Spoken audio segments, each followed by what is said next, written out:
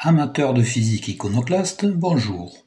Alors aujourd'hui, je vous préviens, ça va être encore pire que d'habitude, parce que j'ai fait une découverte, je ne sais pas si c'est une découverte ou pas, mais il y a quelque chose qui me surprend, donc je vais vous le relater, et vous allez voir, ça décoiffe. Alors, je vais repartir, on va dire, sur ma première vidéo, celle du mois de novembre l'année dernière, où je vous avais expliqué que j'étais parti de ce petit livre écrit, ou du moins signé par Albert Einstein, dans lequel il expliquait la relativité, et en particulier la relativité restreinte. Et il se trouve que je le conteste un petit peu, parce que, alors je vais reprendre son croquis, voilà. Il expliquait qu'on avait un train, un talus, sur lequel circulait un train, et puis on envoyait des éclairs en avant et en arrière du train, et un observateur dans le train ne revoyait pas ces éclairs, ces signaux lumineux, en même temps bien sûr. Et il en déduisait que le temps était différent entre le train et le talus. Et je vais expliquer que je contestais ça parce que si ça se passait avec des éclairs, mais si ça s'était passé avec des explosions, avec des ondes sonores au lieu d'ondes lumineuses, eh bien le résultat aurait été le même, et nous aurions donc eu des temps et des mesures qui auraient été différents pour des objets qui étaient exactement les mêmes. Alors, vous retrouverez les références de cette vidéo, le lien YouTube avec l'entête de cette vidéo-ci. Comme ça, si vous voulez la revoir, vous pourrez la revoir. Donc, je repartais là-dessus. Et puis, j'avais, donc dans la première vidéo, je refais encore le résumé, j'avais décrit la démonstration de la transformation de Lorentz, qui repart donc de ce dessin-là, c'est-à-dire que le talus et le train sont remplacés par des référentiels qu'on appelle K et K', qui sont représentés par des axes orthonormés.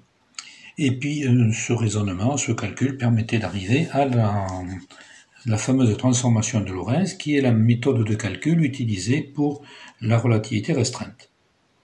Alors, Lorentz, enfin là c'est Einstein qui reprend le calcul de Lorentz, partait de nos deux référentiels, K et K', sur lesquels se trouvent deux points, qui sont X et X', donc sur l'axe des X et l'axe des X', et donc il en déduisait que cette distance x est égale à, pour un rayon lumineux qui partirait de de l'origine de K, du référentiel K, qui traverserait les deux référentiels, puisqu'en fait il faut considérer que l'axe des X et l'axe des X' sont confondus, donc nous aurions un rayon lumineux qui partirait ainsi, et donc la distance x serait égale à ct, c'est-à-dire le produit de la vitesse de la lumière par le temps t, qui est celui auquel se trouve x.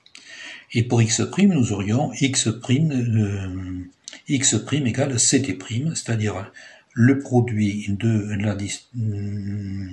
du temps auquel se trouve x', t', par la vitesse de la lumière.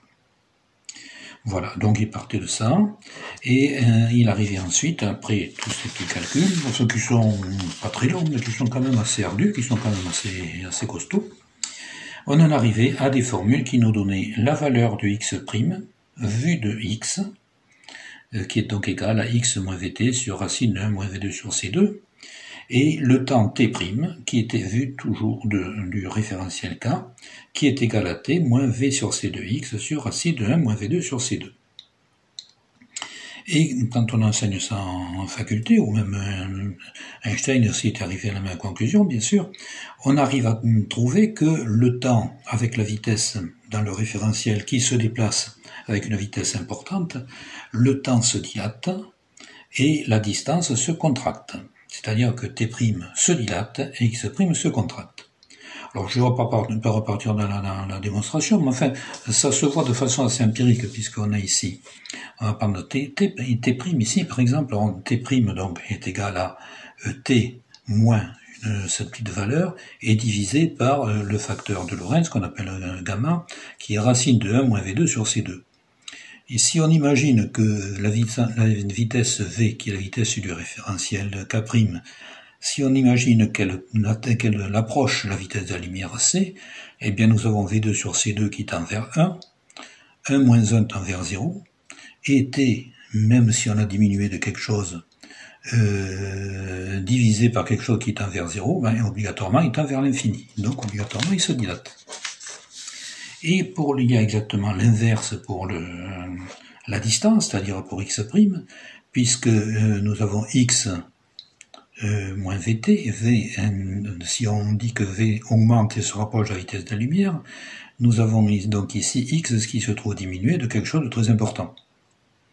Donc lui se contracte.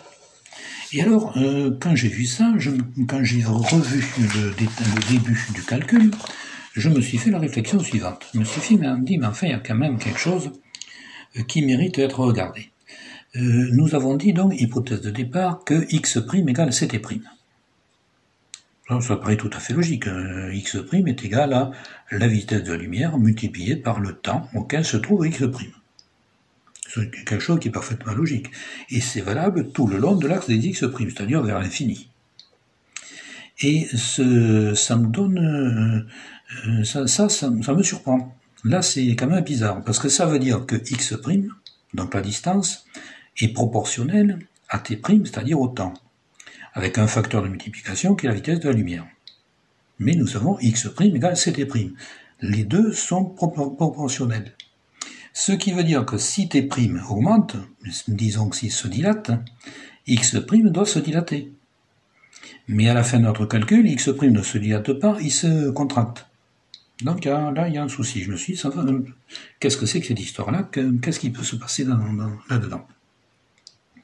Mais pour moi, il y a une contradiction évidente entre le début du calcul de Lorentz, où il conclut que x' égale ct', et la fin du calcul, où il nous dit x' se dilate et t' se contracte. Ça ne peut pas aller. Ou bien je suis fou, ou bien ça ne va pas. Alors je ne sais pas ce qui se passe, parce que c'est curieux que personne ne l'ait relevé, je ne comprends pas. Alors on peut dire que c'est parce qu'ils ne sont pas dans le même référentiel, enfin, x' et t' sont dans le même référentiel. Mais par rapport à x et à t, ils ne sont pas dans le même référentiel, ils sont dans un autre temps et dans un autre monde. Alors je veux bien, mais dans cet autre monde, ça voudrait dire que x' n'égale plus ct'. Et là, ça coince encore. Donc il y a quand même vraiment un problème de ce côté-là. Pour l'histoire de vérifier, je me suis dit, bon, si x' égale ct', ben, c'est très simple. Je vais remplacer x' et t' par sa valeur. Alors je ne vais pas vous refaire le calcul, ça donne une formule qui ne veut pas dire grand-chose, mais qui ne correspond pas du tout. Les deux ne sont pas égaux. Et x', quand x' égale ct', ça veut dire aussi que x' moins ct' égale 0, et si on fait x' moins ct', eh bien ça n'égale pas 0. Alors je le refais plusieurs fois, en me disant, enfin je suis fou, qu'est-ce qui se passe? Et à un moment donné, je l'ai trouvé juste, j'ai trouvé qu'effectivement x' moins ct' égale 0, et en relisant, je me suis aperçu que je m'étais perdu un exposant. Donc c'était ce calcul-là qui était faux. Donc nous avons un problème. Parce qu'en mathématiques, à la fin il doit y avoir quand même une correspondance entre les données d'un problème et le résultat du problème. Si on arrive à un résultat totalement inverse, ben, il y a quelque chose qui ne va pas. Alors, je me suis dit, il faut quand même essayer de voir qu'est-ce qui a pu se passer. Alors, j'ai repris le calcul, et puis je suis resté sur le début, la même chose. À mon avis, il y a une chose qui a été oubliée. C'est que, nous disons, on fait partie, les axes x' et x sont confondus, et on fait partir un rayon lumineux qui part d'ici, de l'origine de K, et qui passe par l'origine de K', par x, par l'origine de K', puis par x'. Mais on oublie une chose, c'est que si notre rayon lumineux part, le temps commence à courir. Et le temps, il est sur cet axe-là, sur l'axe des t. Donc, si le t est par ici, ce ne sera plus le même t qu'ici. Et à ce moment-là, tout le calcul est fou. Alors j'ai fait un autre croquis, qui est exactement le même, mais légèrement modifié, et qui est celui-là. C'est que quand notre rayon lumineux ne peut pas suivre l'axe des x. Parce que si K' se déplace Nous avons ici, que je reprenne, nous avons ici notre référentiel K. On peut considérer au départ, parce que ça sera plus simple, que le référentiel K' se trouve exactement au même endroit au départ. Hein, ce qu'on peut supposer également dans le dessin d'Einstein. Et là, nous avons K' qui se déplace, hein, avec sa vitesse V qui se déplace comme ça, et notre rayon lumineux peut suivre. Mais seulement, si le temps se déplace, K' ne sera pas là, il sera là. Il sera là où s'il reste sur cet axe-là, c'est que t et t' sont égaux à l'origine et restent égaux pendant tout notre calcul. Comme ici. Si t et t' évoluent différemment, on ne peut pas les avoir sur le même axe. Ce n'est pas possible. S'ils sont sur le même axe, c'est qu'ils évoluent de la même façon. On peut supposer à ce moment-là que nous avons réduit notre espace à un plan, tout simplement parce qu'il y avait quatre axes qui étaient X, Y, Z et T. Nous avons considéré que Y et Z étaient égaux à 0, ce qui nous permet d'avoir un plan et d'avoir un calcul beaucoup plus facile, beaucoup plus serein. Il nous reste donc deux dimensions qui sont X et T. Notre référentiel K' se déplace le long de X. Et si on considère qu'il ne se déplace pas le long de t, ça ne va pas, le temps passe. Je suis désolé, mais j'ai 75 ans, j'ai bien vu que depuis que j'avais 20 ans, j'ai évolué. J'ai perdu les cheveux surtout d'ailleurs. Mais bon, beaucoup de choses se sont passées. Donc le temps passe, et pendant que le temps passe, nos référentiels bougent avec dans la dimension t. On ne peut pas faire autrement. Si les axes x' et x restent confondus, c'est que t et t' évoluent à la même vitesse, qu'on pourrait appeler vt, vd'. Mais s'ils évoluent à la même vitesse, c'est que le temps n'est pas relatif. Ils sont au même temps. Voilà, alors je me suis amusé à faire des dessins, des calculs, toutes sortes de choses. J'ai fait en particulier celui-ci, je me suis dit, imaginons que le temps t' évolue plus vite que le temps t. Donc nous allons avoir notre référentiel qui va se déplacer comme ça, et notre dessin ne sera plus le même. Notre dessin ressemblera beaucoup plus à ça. On peut imaginer qu'à un moment, on puisse faire passer un rayon lumineux par... Alors j'ai appelé O l'origine de K, c'est quand même plus simple. On fait partir que un rayon lumineux puisse partir de O, rejoindre un point qu'on va appeler A, qui est le X déplacé en le temps, qui est notre rayon lumineux passerait aussi par O', il passerait aussi par A', qui est le même A' qui est X' déplacé dans le temps, lui aussi. Et on pourrait à ce moment-là calculer certaines choses, refaire le calcul de Lorentz. Seulement, on n'aurait plus X et T, mais nous aurions une valeur que j'appelais alpha, qui serait en fait la diagonale du rectangle X et T. Alors je vais vous dire, j'ai fait le calcul, ça ne donne rien du tout. Ça ne rien du tout. Ça peut donner des trucs très compliqués, mais pas très intéressants.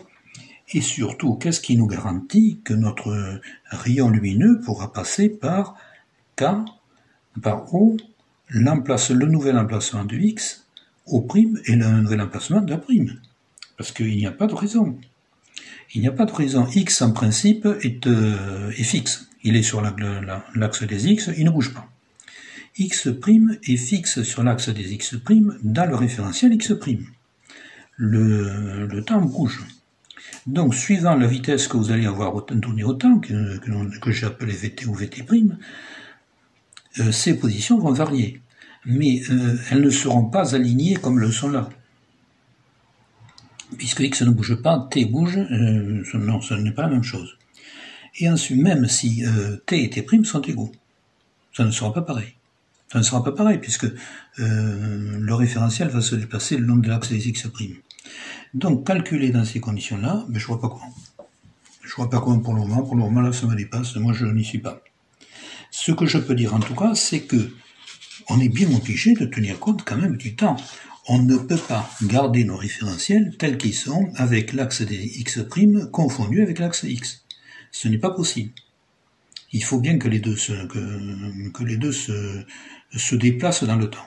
Et il y a deux solutions, ou bien t est égal à t', vt est égal à vt', et il n'y a pas de relativité, ou bien ils sont différents, et à ce moment-là, on arrive à autre chose. Alors là, j'ai fait un petit dessin, on peut se retrouver avec quelque chose comme ça, c'est-à-dire qu'à ce moment-là, nous aurions vt' supérieur à vt, et donc le référentiel k' se déplace dans l'axe des t par rapport à l'axe référentiel k.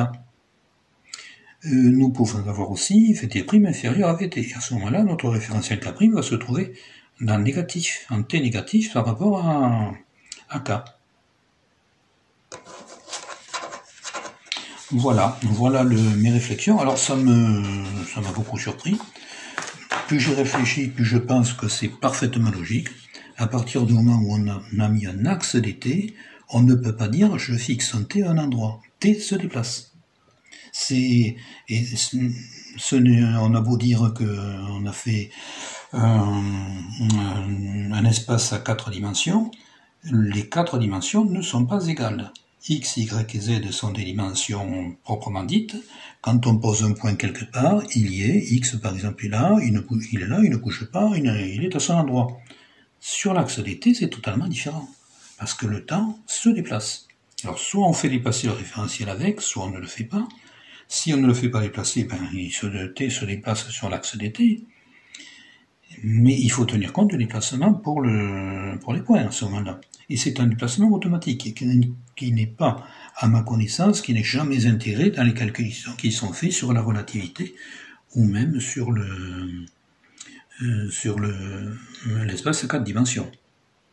On a en fait ici un diagramme d'espace-temps, ou un diagramme de Minkowski, mais c'est un diagramme dans lequel il faudra bien tenir compte du temps.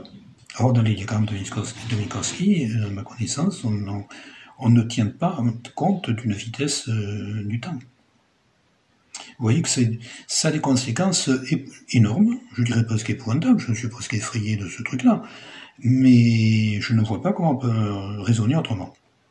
Alors le problème, c'est que la relativité a permis de résoudre de nombreux problèmes en physique, en particulier les équations de Maxwell.